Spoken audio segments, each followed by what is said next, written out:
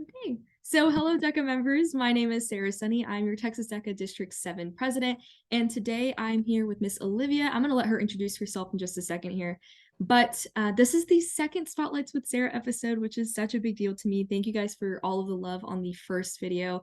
Davica was an amazing guest, and Olivia will be for sure. I just talked to her for a few minutes, so she was super sweet. And we are going to be talking again, everything DECA. That's just what we do because we are DECA leaders. And remember, this series is to just get new members and old members to be in the conversation, to learn more about all of us, and just to kind of feel like they're all a part of a big community, which is really what DECA is. So I'm going to let Olivia introduce herself. So basically, what's your name, grade, how many years have you been in DECA, what's your officer position, just the kind of introductory stuff. Okay, well, hi everyone. I'm Olivia Stegner, and I'm currently serving as the executive president of Georgia DECA. Been in DECA for 4 years, and I'm a senior currently. Thank you so much for having me on here, Sarah. Oh, of course. So I'm going to let you just kind of talk about what you want to. I have like baseline topics, but they're Mhm. supposed to be back and forth. But this next one is just kind of the main purpose, really, of this series is to talk about everyone's DECA journey. And for Mhm. each person, I really think that it is so unique to kind of see whether you come from a big chapter or a small chapter or what was your first experiences like in DECA. So what was your journey? How did you get to where you are now, which is, first of all, again, such a huge honor to serve as Georgia DECA's president. So congratulations on that. And Thank you. yeah, so definitely just tell me about your DECA journey. So, and then we'll just kind of go from there. Okay, well, being from Georgia, a lot of like Atlanta schools have middle school DECA. That wasn't the case for me. I started out in a totally different CTS. So I started out in FFA, and I kind of tell people that all the time. But yeah, in sixth grade, I was like FFA, that was my whole thing. Ended up being the chapter president for my middle school. And then at the end of eighth grade, I kind of realized that like ag wasn't my passion. I was getting around to like choosing classes for high school, and I was about to like, check the agriculture box, and I was like, I don't know if I want to do that. And it felt really weird to doubt something I was so passionate about at the time, or passionate about FFA. And I really thought to myself, I was like, what am I doing here? I'm going to commit to something. I'm going to spend so much time in an organization in high school that I don't even know if it's what I want to pursue a career in. So I kind of just closed my eyes and picked marketing. And I was like, that feels cool. I don't exactly know too much about it.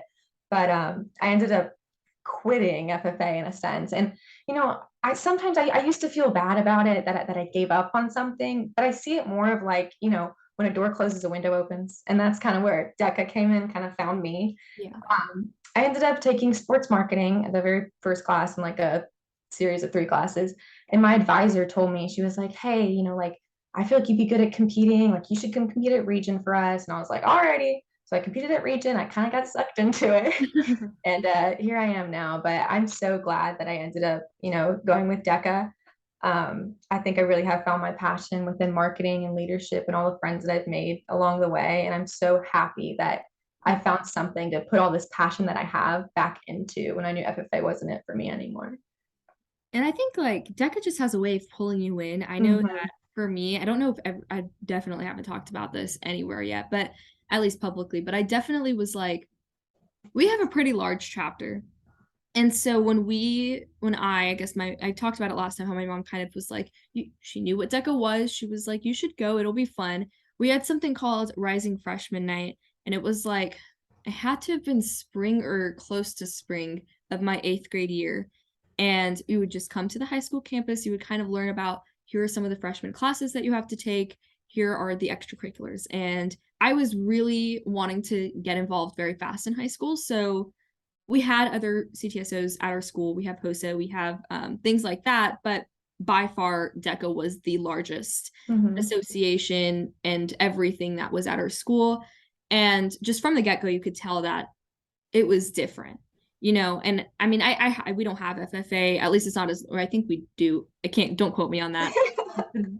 That tells you enough about it. That feels bad to say, but I don't. Yeah. So I guess the point is that DECA was definitely kind of the spotlight. I Mm-hmm. think everything was just around DECA, and so I think I saw the chapter president at the time, or I guess he was the vice president. He became president my freshman year, and so that's kind of when I got into DECA. I think our first meeting, we like say that our first meeting gives out pizza, but it was COVID. So I don't think we actually had pizza our first Yeah. meeting. I think it was actually on Zoom. And there was like 100+ kids on the Zoom call that were just new people. So it's just kind of interesting to see the influx of new members from year to year. And I mean, when I was talking to Davica, she came from a smaller chapter, Mhm. but she was just talking about, I think her chapter opened her sophomore year. So she kind of showed the growth in that too, but also from large chapters. I just think it's interesting how much you do kind of grow, um, or at least keep steady. It doesn't really fluctuate much. It doesn't go down. And I think that just has to do with the quality of DECA continuously growing in the sense of the organization becoming more popular. Right. So, I mean, that was just kind of statistically speaking, looking at the organization as a whole to kind of see how far it's come from when it first started to now.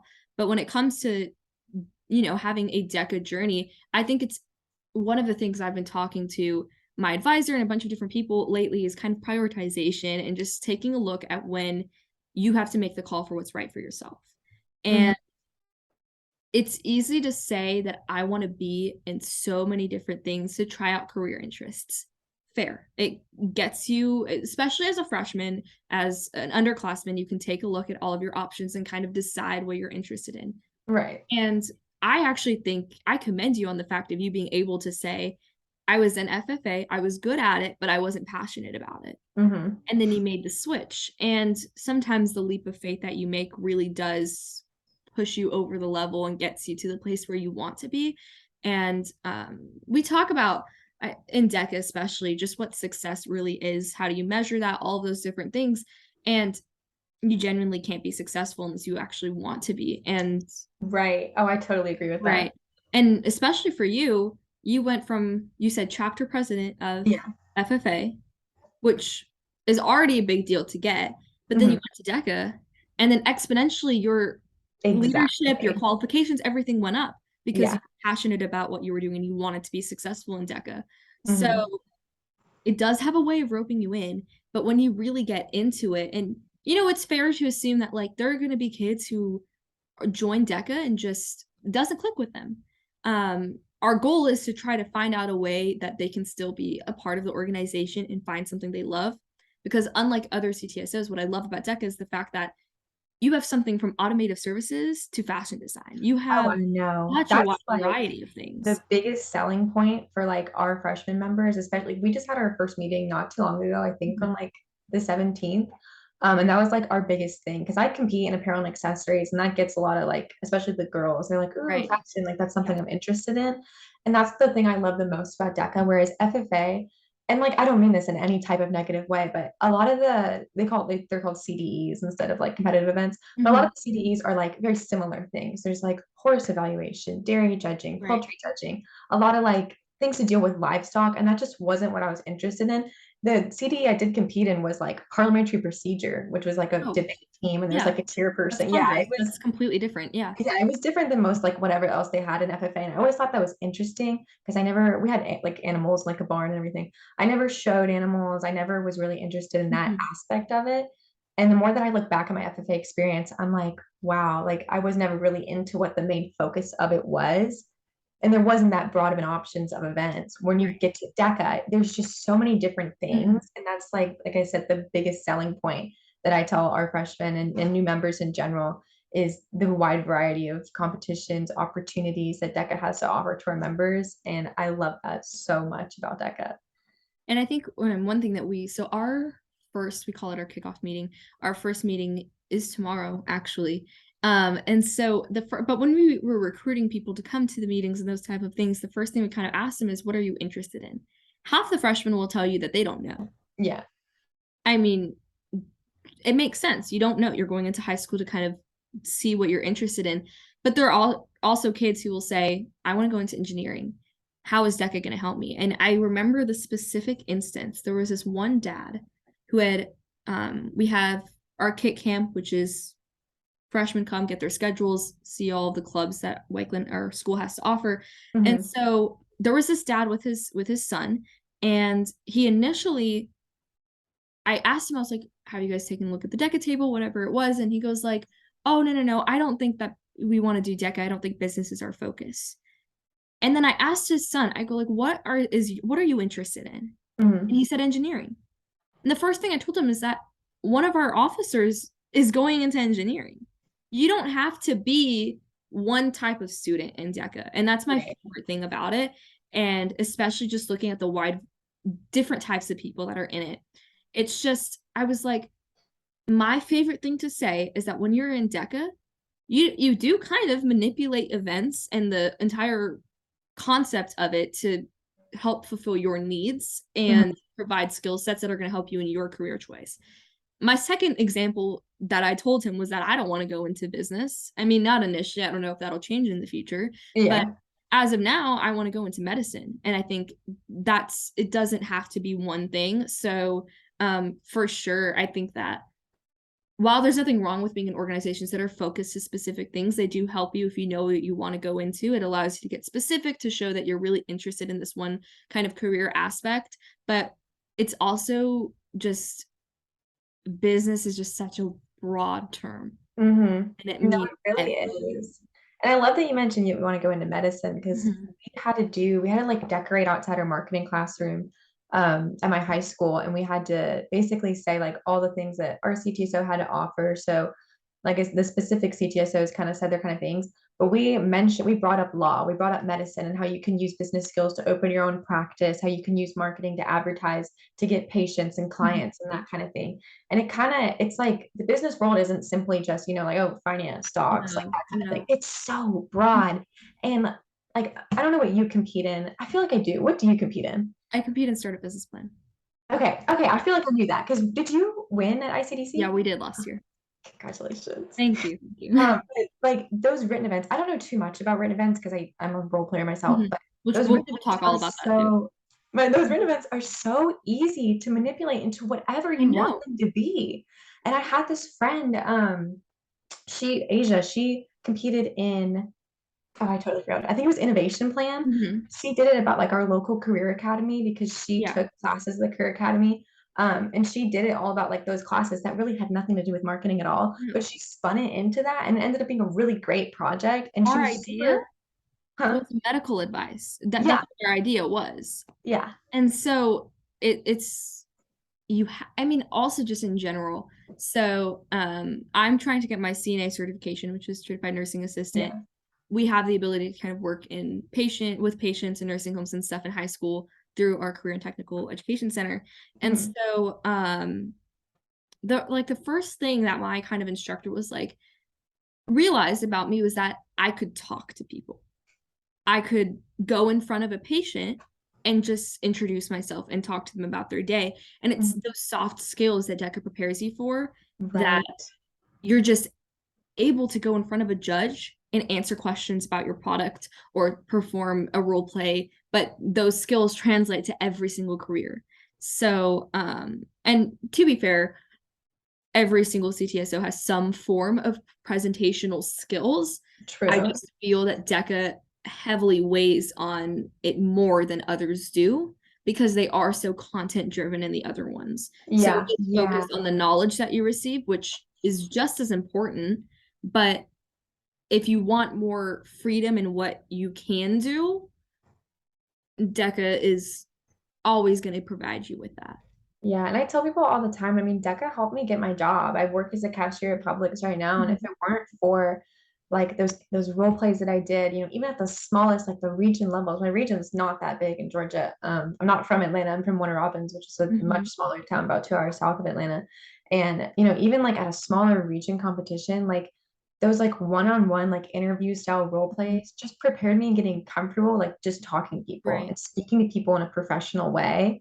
And that prepared me so much for, scholarship interviews still to come, future job interviews. But my interview with Publix for my job as a cashier, it totally helped me with that. And I think that and DECA's affiliation with Publix helped me land my job. And Yeah. that's also one of my biggest selling points for DECA is the skills that it helps you develop just for anything in general. It's so Yeah. versatile. 100%. So do a little shift here. I guess it's kind of related. What are some of your highs and lows in DECA? Mhm. There's some big ones and Yeah. every single person's DECA journey. So go ahead. Yeah.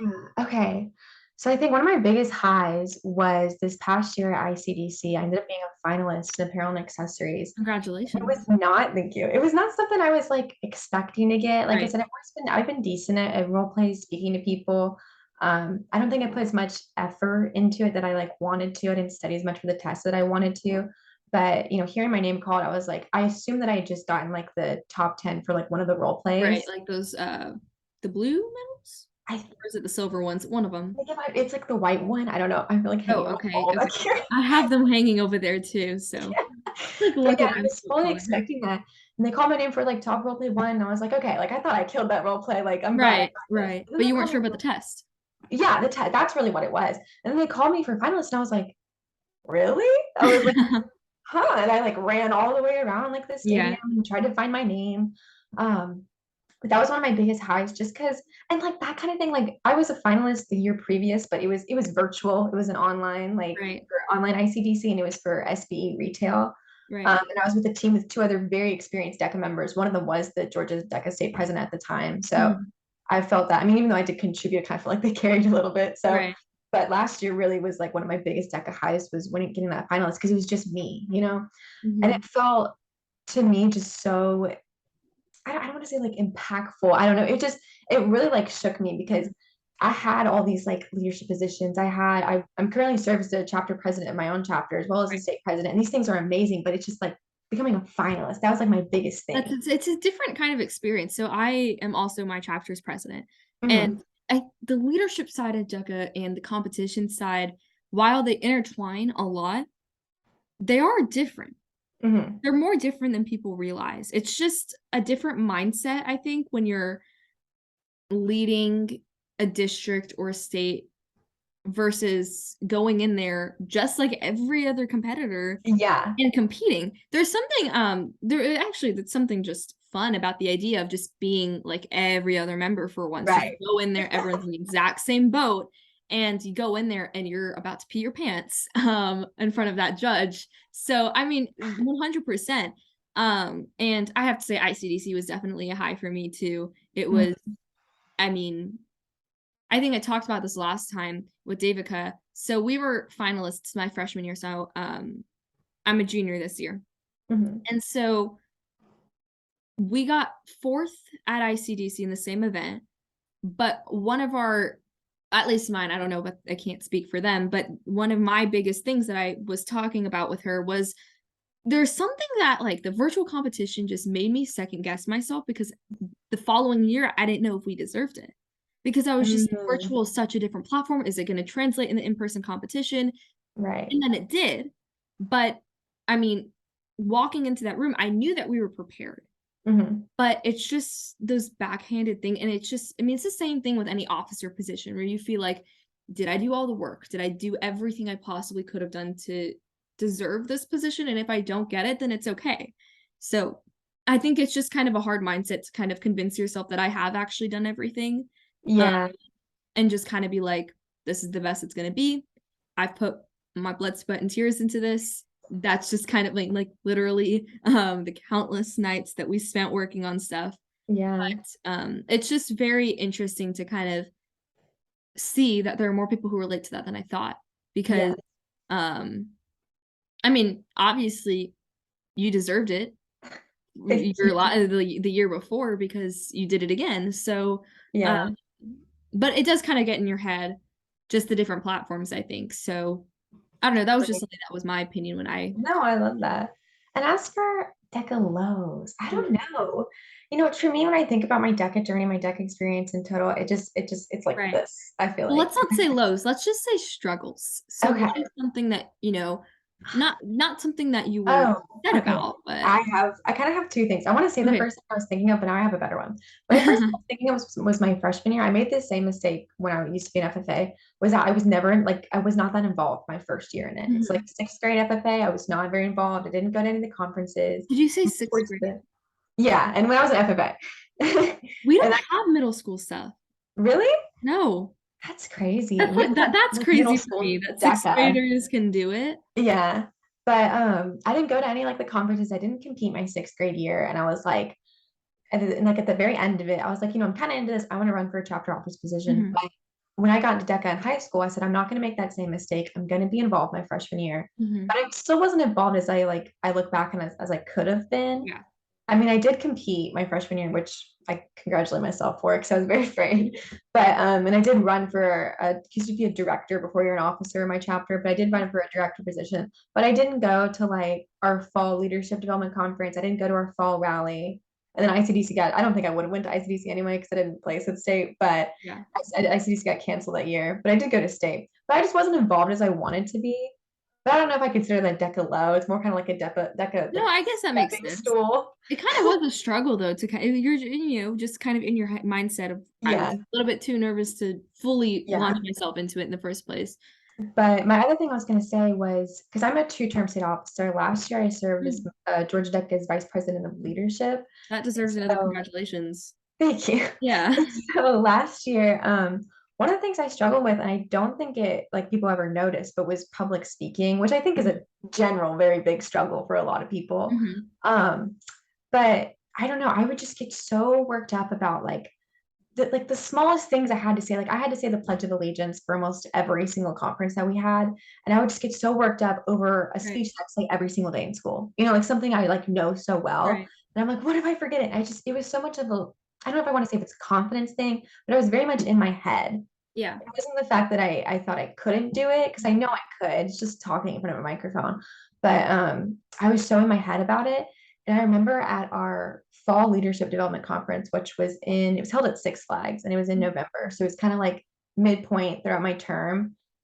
But I remember I told myself, I was like, this conference, I gave myself a little pep talk right beforehand. I was like, this conference, like, I'm gonna get it down. Like, I kind of felt like I was like struggling to get over a hill. Like, I'm gonna get over that hill. Right.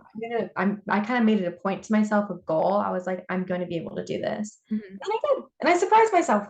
And I ended up like being able to be okay. I wasn't as nervous. I wasn't shaking in front of the microphone. I was just like, what's the worst that can happen? I have a Right. script right in front of me. If I forget the words, I can just look down. And I think after that, I mean, obviously I still have, ups and downs with public Mhm. speaking, but after that, it really has not been a major problem for me at Right. all. Public speaking is just like one of those things where I, I think there's a difference between not being confident while public speaking and just overthinking it Mhm. because I've def I haven't had I guess I'm lucky for that. I really haven't had a problem with the idea of public speaking. I mean, the confidence was there, but the overthinking was also there. Yeah. There are a lot of times where almost the anticipation itself was just a lot to kind of handle. So, uh, Mhm.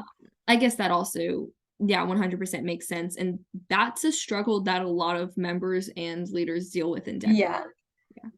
So, let's go on to the next part, which you already kind of talked about this, so you can make this a little bit brief if you want to. But what's it like being an association officer? So how do you manage, I guess, kind of, let's just talk about the time management aspect of it. How do you manage Okay. all of your different things? Yeah, so I am. I mean, I feel like anyone in DECA is involved in Right. a lot of Yeah. things. That's who DECA attracts is very active, very proactive, participatory people. But I mean, I take a bunch of AP classes. I do a lot of community service work. I'm in a high school sorority. That's one of Mhm. my like I post about that all the time on my Instagram. But I'm on a varsity sport. So it kind of has been, I don't want to say a struggle, but like I recognize the fact that, a lot of things are fighting for my time, but really I just make DECA my priority, and Mhm. I realize and I talk to my advisors and peers in those other organizations that I participate in, hey, like DECA does come first. At the Right. beginning of every tennis season, I tell my coach, hey, like I am an association officer. I have these commitments. I'm not going to be able to make these games or these practices because of this. And most of the time, they're really Right. understanding. I think And it's just kind of the idea. I'm sorry. no, go ahead. You're fine. I think kind of the idea of just being upfront about a lot of those time commitment things is Yeah. the best way to kind of manage time between DECA and a lot of other things. And And for I some think people, go ahead. So, and I think, I mean, I'm a pretty organized person, I'd Yeah. like to say. So I have a very tight schedule that I just write everything in. I have a million highlighters. I highlight everything for Mhm. it. So it's kind of just keeping track of it in my head and having a bunch of alarms and reminders. It's really not that bad. Yeah, I think it can be overwhelming if you aren't thinking through everything that you have to Mhm. do. But for the most part, I would say for some people, DECA won't be their number one priority, and that's okay. But just kind of determining what it's going to be for you and what your schedule is going to look like. I mean, especially Mhm. just new members that are getting involved in DECA now, and even like second year members that are just kind of figuring out that, hey, I'm actually kind of good at this, so I Mhm. want to push myself further, or maybe I want to take a step back, whatever that might look like for members. Just know that it really is just about prioritizing and blocking off your time the way that you see fit to, I mean, at the end of the day, you know what you have to get done. Yeah. So, you get it done, I guess it works. So, you talked about the event that you compete in. So, what Mhm. are some of, sorry, excuse me, what are some of your tips that you would kind of provide? You already talked about some of your accolades. So, what are just some like 3 tips that you would give to somebody competing in your cluster or your event? Okay, so I did Davica's like Hear My Momentum series, which I Uh-huh. totally recommend you guys go watch. It is amazing. 100%. That's an amazing series. Yeah, I did a little episode for her, so I'm just gonna like reiterate what I talked about on there. Yeah. My biggest thing, I learned this at Power Trip last year in Boston, and I totally forgot his name, but he gave this amazing workshop and he gave these tips from someone who won first place at ICDC like 3 years in a row. And it's basically for role plays, just have a 5-point plan. And you're thinking like, oh my God, like I have 10 minutes. How am I gonna come up with a 5-point plan? Like that's so much. You just go off your performance indicators, but you go into like your judge and you have all this confidence and you're like, and I have a 5-point plan for you. And then you like my first point is, and then you kind of just like phrase Yeah. that performance indicator in a different way.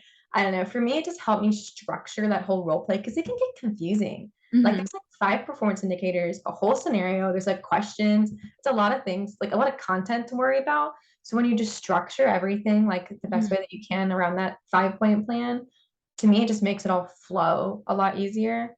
Another tip is, and this, I mean, this is for myself, just worry Mhm. about the test too, Right. because I always forget about it. It gets Yeah. averaged, half and half. I forget about I've that part seen all the that time. so many times that test Yeah, will go on the back burner for some yeah. people. And so just study for the test. Quizlet, there's so many DECA Quizlets out there. I love the DECA Quizlet community. Love you guys. Love your Mhm. work. But yeah, just Quizlets for the test. That's very important. And just having confidence, that like makes or breaks your role play. And that's so easy to say, like, be confident, go in there like you're talking about. But for real, if you get a role play and you have no clue what it's talking about, just make something up and just act like it is like law. Like go in there and be like, yeah, and here's the statistic for this, that, and the other. Even if you don't know it's true, if you say it like, Olivia, I think you're frozen on my screen. Oh, there you go. There you go. oh, Keep going. what was the last No, thing you heard? you're fine. Okay. Did you hear Nope. anything I just said? I did hear. I heard you. Okay. I heard you talking. Okay. But yeah, if you just go in there with a lot of confidence and act like you know what you're talking about, you'll be pretty good because the judge will be convinced too. But those are like my 3 biggest tips, and they end up Okay. working for me. So And if you want more in-depth stuff on members, if you want more in-depth stuff on just kind of what she talked about, Hear Momentum is mhm. absolutely incredible series. I think, yeah, I did a little episode for David Code for Startup. Olivia has hers, and it's just a little bit longer, more in-depth stuff about it, but Yeah. it's an incredible series. So, yeah. So we're gonna get to the fun things because we're running out of time here. But, what is your? I say fun, but honestly, I think I'd rather hear your funniest Deca moment. So, what is like just because I said this with David because he was like every single chapter has a thing that just Yeah. you know. Oh, I don't know. You know what? This is kind of like it's an association thing, not a chapter thing. Fair But enough. my state officer team last year, I don't know if you remember virtual ICDC. His name Oh was yes, I Svet. did. His name was Svet, and he was the like electro violinist from like Uh-huh. Bulgaria or something. He was so funny. That was like our first bonding experience as a team because we were all in the virtual ICDC together and we were all just like texting each other throughout the whole thing.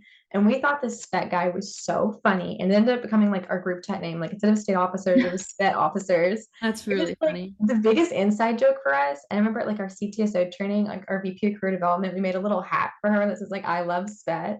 And then one of the guys at the training, I think he worked for Team Try, he knew Svet and he like videoed him or like sent like a video to him and he sent a video back to us saying Oh my hi. god. And it Like a was little the cameo. craziest thing. Yeah. Oh, we love him so much. We wanted him to come back for ICDC again, but the America's Shoot Got in Talent people that line. they had were really cool too. Yeah, they were good.